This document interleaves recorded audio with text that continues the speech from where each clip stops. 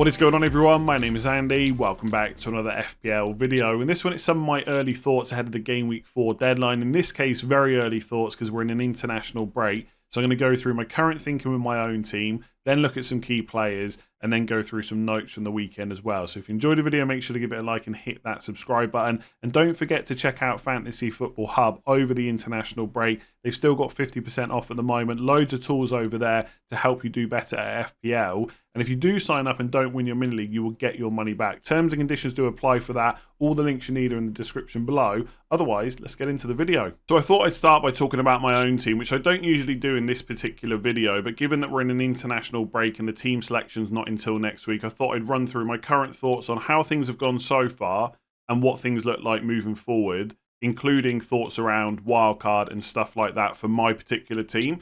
So I'm currently sat at 2.1 million, which is not ideal, but it is up from 4.4 million after game week 1. So there is some progress there. And this early on in the season, I really wouldn't get too down about where your overall rank is. Obviously, if you're in like the top 100k already, top 50k, top 10k, happy days, right? You should absolutely celebrate that. But anyone that's much lower, it's really not a panic. Things can change pretty quickly. So I think I'm doing okay. If I look back at my team from game week 1, I don't think I made a huge amount of mistakes. Like, people might say you shouldn't have had Bruno Fernandes. Fair enough. Obviously, I wish I'd gone elsewhere, but I don't think he was a terrible pick. I think the big mistake, which I spoke about before, was having both Kwanzaa and Barco and going for 2 long-term minutes risks. I should have just had 1, and that obviously forced me into a transfer. But bringing Robinson in has worked really well. 7 points in game week 2, and then 4 points in game week 3. And obviously then I realised Nkunku was a mistake as well. He wasn't starting, so he went for Smith Rowe, which hasn't gone great. But I got 81 points in game week 3, and that's okay, especially considering I didn't have any Liverpool attacks. So no Diaz, no Jota. Obviously, he blanked. I get that, but he did all right in the first 2 weeks. And no Salah either. So maybe this is pure copium, right, as the kids say, but I actually think things aren't as bad as they maybe look. And that overall rank will hopefully improve significantly over the next kind of 5 to 10 weeks. And looking at my game week 4 squad, I'm in a pretty good position, apart from the fact, once again, I don't have any Liverpool attack for Forest at home or Bournemouth at home in game week 5. But I've got Henderson in goal, Leicester at home. No clean sheets yet for Crystal Palace, but he got a 4-pointer against Chelsea. And Leicester at home is a really good fixture, so I'm not really in a panic about moving him on just yet. And also, I think it's Man United at home in game week 5. So back-to-back home games ahead of game week 6. Then Kwanzaa, Everton at home. Robinson, West Ham at home, and Trent against Forest at home. That looks okay. I don't have an Arsenal defender, but I'm not particularly worried about that now because they got Spurs away, Man City away. It would be nice to have a second Liverpool defender, or maybe like a Vardio or a Rico Lewis. But in terms of the fixtures my defenders have got this week, I think they look all right.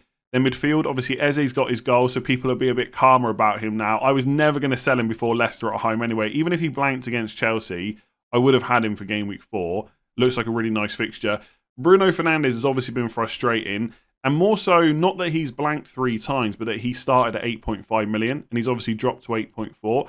So not only is he not getting me points, but he's also taken up quite a bit of my budget. Like, apart from Haaland and Saka and Isak, he's the most expensive player in my team. Like, the 4th most expensive and not got any returns. But it's Southampton away.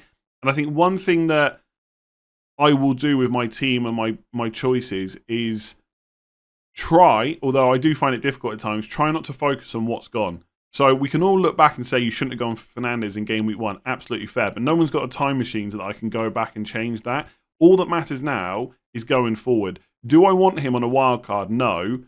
But am I in a position where I've got to get rid of him before Southampton away? Not really. Even Bruno Fernandes can return in a fixture like that. And I think the thing that's playing on my mind is I've only got 1 transfer, so I've really got to make a key decision about whether or not to get Salah. Now, I'm not going to take a hit to bring him in this week because I don't want to sell Haaland before Brentford at home. Saka against Spurs away is fine. But in game week 5, I could use 2 free transfers to get him in. And so that means going without any other Liverpool attack this week and holding, because I've only got 1 free transfer, and then rolling that to 2 next week. So the reality is, unless I end up wildcarding, and I'm going to show you the team in a second for that, Fernandes has to stay. Saka's in, like I said. Then my only other decision really is Rodgers versus Smith Rowe. Rodgers has got Everton at home, which definitely looks like a better fixture right now than West Ham at home for Smith Rowe. And Rodgers keeps playing 90 minutes, whereas Smith Rowe doesn't. But I think Rodgers around Champions League might have his minutes reduced. Duran's playing well. Could Watkins and Duran play at the same time? Would Rodgers then come out of the team? There's a few question marks there. I think with the injury to Bailey, Rodgers' minutes are probably going to be okay. But Smith Rowe just feels to me like the one that's going to get more returns this season. So that's a decision to be made closer to the deadline. Right now I'm playing Rodgers. I might switch that. João Pedro, great. Keeps playing 90 minutes. He's on penalties. Great fixture Ipswich at home. Haaland, easy choice to be my captain this week. And then I've still got Isak against Wolves away. I was not impressed to get for Newcastle against Spurs, but he got his goal and Wolves away is a good fixture. So I look at that team and look, would I be happy with that from game week 6 onwards? No, I'd probably want Flecken. I'd want Mbeumo. I would want to get more Arsenal players in. I've only got Saka. I'd want probably a double up or a triple up from game week 6. But right now, they're all things that can wait because Arsenal have got Spurs away, then City away, and Mbeumo's got the opposite, Man City away, then Spurs away. There's no rush to get these players in.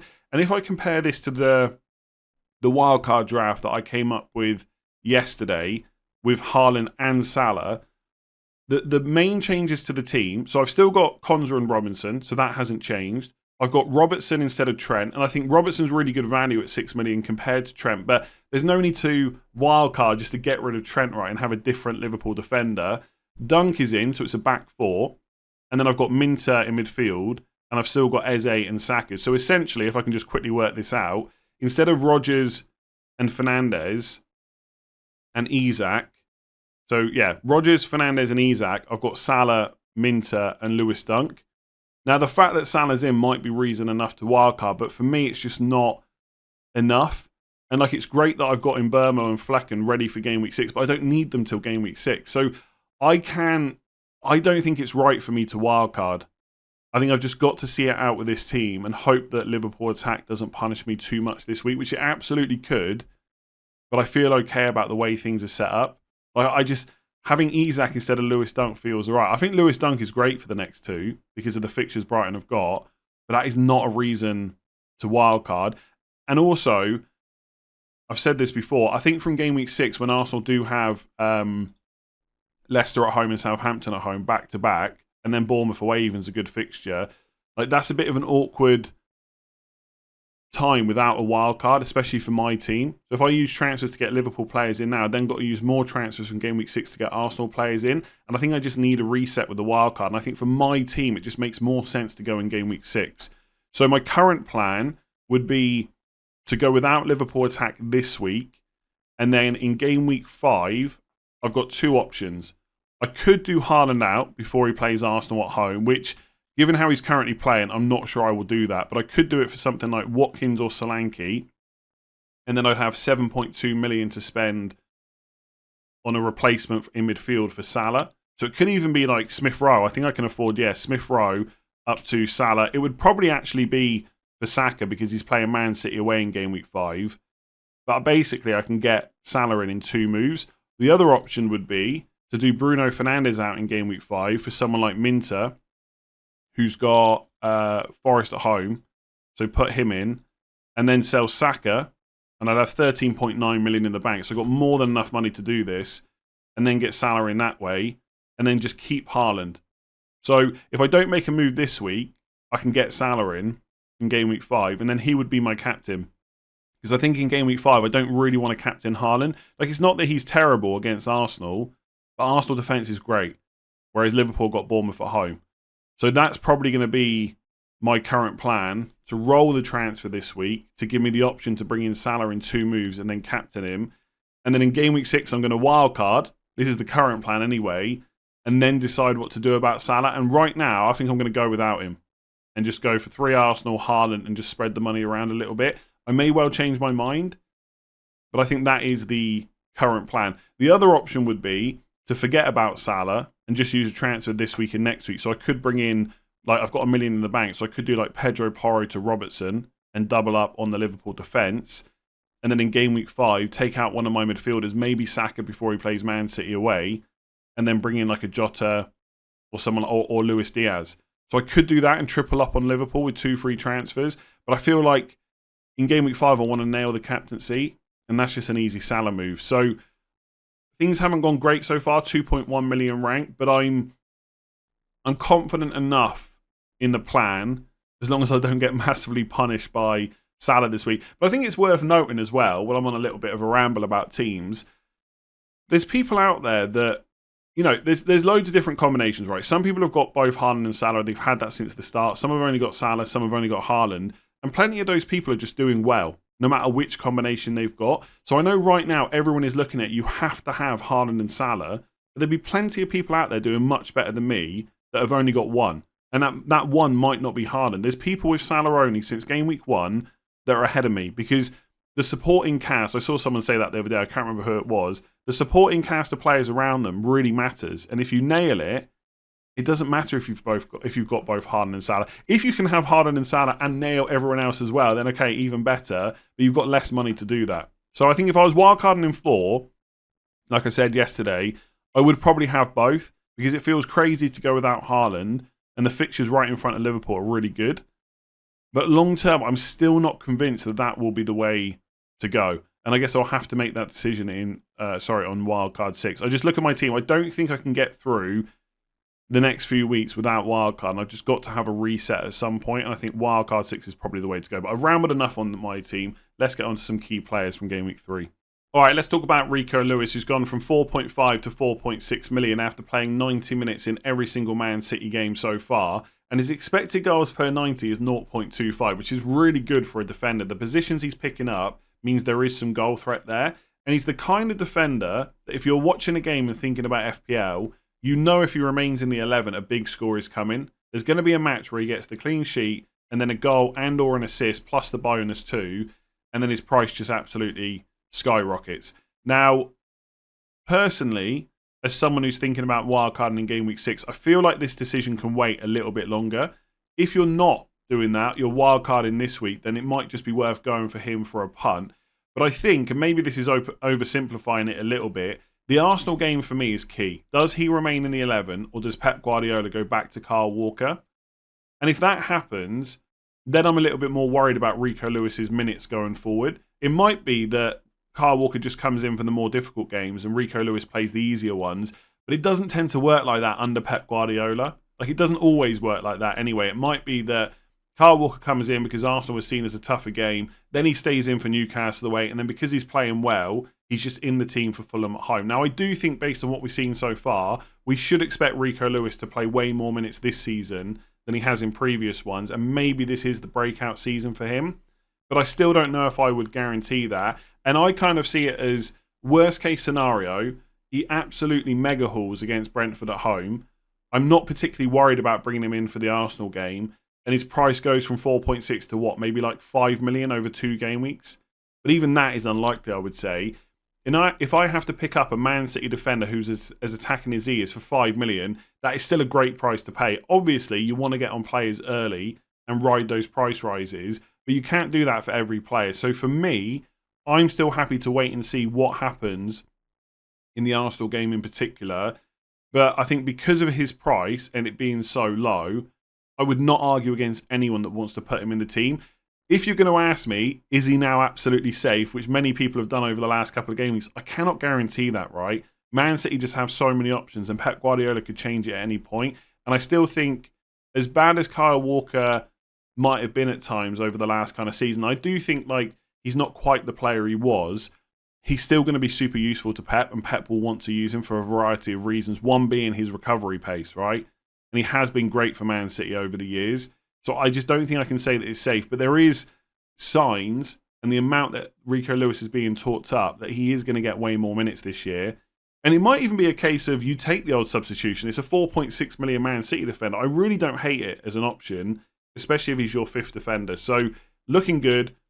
Played 90 minutes in every game so far. Really good chance he starts again against Brentford, I would say. After that, we'll have to wait and see. But for the money, I get why people want to punt it, and I would not argue against it. So I feel like we've got to talk about Ollie Watkins every week at the moment. Another game for him at the weekend, another early substitution. This time he only got 60 minutes against Leicester, which is extremely frustrating if you bought him in or you've had him since game week 1. The good news is that the expectation should probably be that his minutes will go up after the international break. They're definitely not going to get any worse. I guess they could stay the same, but I would expect them to increase as he starts building up his fitness. And also, his numbers so far, I know he's only got 1 assist, but 0.75 expected goals per 90 is decent. Now, it's not going to stay at that number, but it shows that he's getting the chances in the limited amount of time that he's getting. And also, the fixture run ahead of him is great. Everton at home, Wolves at home, Ipswich away, and Man United at home. So 3 home games next 4, the away games against a newly promoted side, and even after that, Fulham away and Bournemouth at home. So if he can find some form and start playing more minutes, he's a great long-term hold. And if you haven't already bought him, he's only 8.9 million. If you've already got him in your team, I think you've got to keep. Like, I just wouldn't downgrade him to like an Isak or a Havertz or anyone like that. Not with the fixtures they've got ahead of them. You could go down a lot more, like to a João Pedro, and use that money elsewhere. That might not be a bad move, but it just doesn't feel right if you're already an owner of Watkins to sell him before Everton at home, who have conceded loads so far, then Wolves at home and Ipswich away. That just feels crazy to me. And I'm not saying that if I was wildcarding this week, I would guarantee to have him in my side, because I probably wouldn't, to be honest with you. So there is some doubts there in my mind. But I think if you've got him, it's a different conversation and you've probably got to keep. Should you transfer him in this week? I still don't think it's necessarily a bad move, but I'd really want to hear more from Unai Emery to find out what's going to go on with the minutes. Does he expect them to go up? Like, Duran keeps coming off the bench and playing well. I've seen a couple of people touting that they reckon that Watkins and Duran at some point might play together. And obviously that would be a good thing for Watkins overall, because then there's one less player to sub on for him. But I'm not sure if that's going to happen. The one thing I will say is I've got no doubts about Watkins continuing to start. Like, he is their main man up front. I don't think that's going to change. I think Unai Emery will want to play him into that form and play him so he can start playing more minutes every single game. I think there is a slight worry that his minutes come down a little bit compared to last year because of Champions League and stuff like that, because he'll be wanted in those games for sure. But he's still someone that's going to play like every game in the league. I just don't see that changing. So if you've got him, I think he's a pretty easy hold. If you're on wildcard, it really depends on whether you want both Harden and Salah. If you don't, then you can probably fit Watkins in. If you do, you probably can't. And to buy him, I don't hate it, but I think similar to what I said in Game Week 3, I'm not sure I would be rushing out and doing it. I said in Game Week 3, if I had Isak, for example, I wouldn't sell to Watkins. I would wait until after the international break because of the earlier subs. And I think Everton at home is definitely better than Wolves away, which is what Isak has got in Game Week 4. But I still don't know if there's a rush to do it. Again, Isak's guaranteed to be on penalties. His minutes are much better. I'd almost want to wait and see that Watkins... It's not even about him scoring. It's about him just playing more. I want him to start playing 80 minutes plus before I'd rush to get him. So I don't mind buying him this week. The fixture run is incredible. But most people have probably got a forward they don't need to prioritise selling, I would say. So as I think most of us expected ahead of Southampton at home in Game Week 3, Bryan Mbeumo is a really good FPL pick. And from Game Week 6 onwards, when the fixtures swing for Brentford, everybody is going to want to buy him. 7.1 million is such a good price for a player that always plays. The minutes are fantastic. The stats are good as well. So far this season, 0.3 non-penalty expected goals per 90, 0.26 expected assists. And without Ivan Toney, he's on penalties. And I don't think that Brentford losing Toney will have that much of an impact. When he was out last year, they did pretty well for quite a lot of the games. And obviously, long term, they got Thiago to come in as well. So from Game Week 6, when you got West Ham at home, Wolves at home, Man United away, Ipswich at home, that is probably the time to look at someone like Mbeumo. Even after that, I just bring up the fixtures here. Spoke about this on the wildcard video yesterday. Fulham away, Bournemouth at home, Everton away, Leicester at home, Villa away, Newcastle at home. Like, even Chelsea away is a bit difficult in December now, I'm looking at. Then you got Forest at home. Like, I think he's so good that if I put him in Game Week 6 and he's fit and available, I'm probably not thinking about taking him out until after Game Week 17. Like, he would just be that consistent of an option. And even if he starts blanking, you know he's got the fixtures to, at some point, turn that around. The only debate really is, when do you bring him in? I think for most people, if we're forgetting wildcards for a second, you could make a case to bring him in Game Week 5 if you need to make a midfield transfer. Spurs away is not that bad. But ultimately, most people now, you should just wait until Game Week 6. Like, could he score against Man City away? Of course, but it's a tough game. There's no need to go out of your way to bring him in. 6 onwards is when you really need him. If I was wildcarding this week, I would definitely include him. I would either include him straight away, and you could even play him this week if you needed to, or I would have a plan to bring him in Game Week 6. So perhaps for some of you with more money, or you want to restructure your squad, you could put a Liverpool midfielder in like Jota or Diaz and then move to Mbeumo later on. But either way, he's just got to come in soon as long as he stays fit and available. All right, let's talk about Dominic Calvert-Lewin next. A goal and assist at the weekend against Bournemouth, and his price has actually already dropped this season. So he's now 5.9 million, down from 6 million. And he's a massive differential at 1.7% ownership. Now, I talked about him briefly in one of the wildcard drafts that I put up yesterday. And as expected, the comments around him were not that flattering as an FPL pick. But I think he is a little bit underrated if you think that he's going to continue to start and if he can stay fit. And that is the key thing for him because he has had some issues over the last few seasons. Like last year, he started 26 times and played over 2,000 minutes. But that's the first time he's played over 2,000 minutes since the 2020-21 season. There's maybe a bit of a concern there, but last year definitely looks a little bit more encouraging. It was 7 goals from 12.86 expected goals and only 2 goals from 5.9 XG the season before that. So his finishing is maybe not quite up to where it should be, but I also think he can do better than that. And if he keeps playing, he will get chances. Now, so far this season, his numbers are not great. 0.14 expected goals per 90, 0.16 expected assists. There's defenders with probably better numbers than that. But I think we should also remember that Everton played Brighton at home in the first game, which is not going to be easy. Although it is a home game, they probably should have done better than 3-0. But eventually they were down to 10 men, etc. And then Spurs away wasn't going to be easy either. And then you play Bournemouth at home a bit better. And that's where he's got his attack and returns from. And his underlying numbers were a little bit better in that game as well. So I think we should see some improvement. And the fixtures are good for Everton. I know they've started the season really badly, and giving up a 2-goal lead against Bournemouth is not going to be a morale booster, right? It's going to be the complete opposite.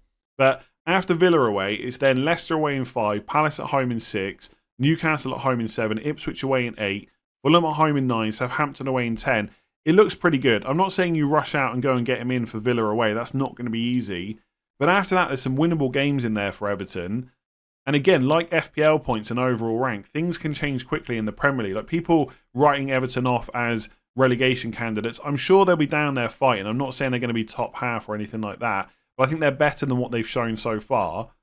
And if Calvert-Lewin keeps being in that 11 and can stay fit, he will get chances in these games. And presumably he's still on penalties as well. So I was asked about him in pre-season. I think it was him, Menez and Chris Wood. How would I rank them? And I said I quite liked Calvert-Lewin, but he would be the third choice out of them. Well, he's already outscoring Menez, and going forward, he's probably got better fixtures overall over the next kind of 8 to 10 game weeks. And at that price, I don't mind him. Again, not a player to rush out and buy, but if you're on wildcard and you want to set up with a too cheap forward strategy, look, don't get me wrong, Chris Wood keeps scoring. João Pedro looks great. There's other options, but I wouldn't completely write Calvert-Lewin off as one of those. But personally, I'd probably rather wait and see what happens over the next game week or two, especially with those away games. Make sure that he's still getting good minutes and see how Everton kind of turn it around. Also, by the way, just really quickly on the relegation thing, doesn't necessarily matter, right? Obviously, Everton fans, it's huge for them. But from an FPL point of view, you only care about the points scored. Like, look, Everton lost 3-2 to Bournemouth. But the Calvert-Lewin owners care? He got a goal and assist, right? So he's still going to get returns, even if they are down there fighting, especially with the fixtures they've got coming up. So I quite like him. I'm not putting him in my team anytime soon or anything like that. But you never know. Eventually, game week 6 wildcard, back-to-back home games, then Ipswich away, Fulham at home. I'll consider it. And then I've just got some notes from the weekend. So for Newcastle, both Barnes and Gordon started the game. It was Jacob Murphy that came out of the 11. And I think that was always quite likely to happen at some stage. And the interesting thing is, and he got the goal at the weekend as well against Spurs, Harvey Barnes is only 6.4 million. And when they both play together, him and Gordon, Barnes is always on the left, pretty much anyway. And that's his favoured position. So 6.4 million is not a bad price. The only thing to say is it probably not the greatest time to buy Newcastle players. Like Wolves away and Fulham away is okay, but they're both away games. And then you've got Man City at home in 6. You know, even looking a bit longer term, Chelsea away in 9, Arsenal at home.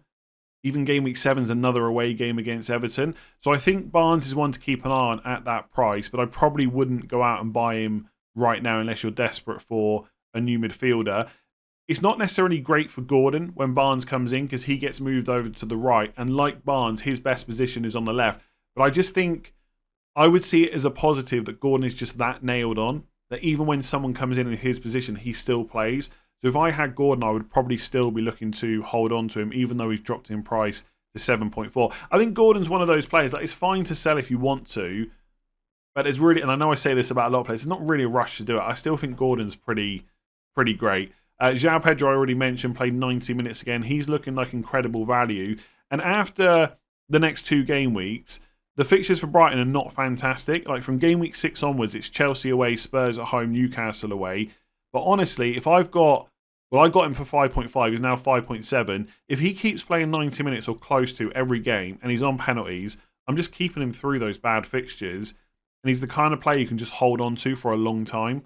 Like he's just excellent value and probably looking like the pick of the cheap forwards at the moment. Lewis Hall benched again.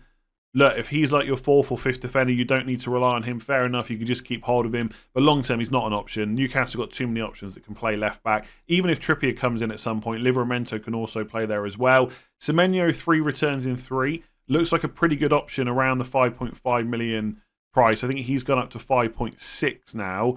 If I just bring him up here. Oh, sorry, not Nottingham Forest. He's a Bournemouth player. Let me get the right team. They've got Chelsea at home, Liverpool away next 2. The problem with Bournemouth is the fixtures just aren't good, like a long stretch of games for a while. You know, like I just spoke about Calvert-Lewin and Everton. They've got a really good stretch of games. Whereas for Bournemouth, it's Chelsea at home, Liverpool away, which is, it's not even fine. It's just about okay-ish because Semenyo is only 5.6, but it ain't great. Then it's Southampton at home and Leicester away, which is really nice. But then it's Arsenal at home, Villa away, City at home, which is not great again. Now, I think for when people wildcard, you've probably got to start making some longer term picks. Like 5.5, 5.6 million is not a price bracket you want to continually swap players. So as a long term pick, Semenyo is probably really good. But again, I look at the next 2 and I just think maybe he's one for game week 6 wildcard. Possibly you put him on game week 4 wildcard and bench him for one or 2 of the next 2 games, then have him longer term. But basically, long and the short is, I actually think he's a solid long term pick. I just don't think you necessarily need to bring him in right now. I think he absolutely could do better than someone like Smith Rowe, especially if he keeps getting more minutes. Like Semenyo is a 90-minute man so far. Smith Rowe just isn't. So I like Smith Rowe in the short term. Longer term, Semenyo might be better. Although if I was buying one this week, I'd probably just go for Minter from Brighton. Garnacho finally started, and I think he'll now just be in the team. I think Amad Diallo played really well when he came on, at least compared to most of the Man United players, and the bar was quite low. So at some point we might see Amad and Garnacho and Rashford to come out. But I just think Ten Hag will keep plugging away with Rashford for a little while. But Garnacho, I think, is now quite a nice pick going forward, especially with Southampton this week. I just think he'll stay in the side. No forward signings for Forest, so Chris Wood still looks like a really good option. He's scored 2 in the first 3. I will go to the right team this time. And he's played 71, 74 and 90 minutes. And because the only other option really is Awoniyi, and look, I think if you ask Forest fans, they probably would say that Awoniyi is the better forward. But honestly, Chris Wood's been scoring for Forest for a long time now, under Nuno. Like enough games where it means something. And I just think it will continue. Again, it's Liverpool away and Brighton away. You're probably not buying him right now. But from game week 6, Fulham at home, Chelsea away, Palace at home, Leicester away, it's a pretty good run for Forest. If he's still starting over the next 2, I think people might come back to him. So we've still got a whole host of cheap forward options to be looking at. And if I had Chris Wood, I don't think I'd necessarily sell him before Liverpool away and Brighton away. It's not that he's better than... I mean, actually, scratch that. If I'm wildcarding in game week 6, I probably would sell to João Pedro because of the fixture swing. But if you've already made money on him and you want him long term, there's no harm in keeping hold of him. And then for Chelsea, just quickly, I think after Palmer, the next most nailed attacker is Jackson. And if you want a defender, I'd probably go for Colwill. It looks like Fofana is going to be the centre-back partnership with Colwill, but I just don't trust his injury record. So I think Colwill is the one. That's my thoughts and players, my team, and all that good stuff ahead of Game Week 4, which is obviously next week, so we're in the international break. If you enjoyed it, make sure to give it a like and hit that subscribe button and rate 5 stars if you're listening on podcast. And I'll be back tomorrow with another video, so I'll catch you then.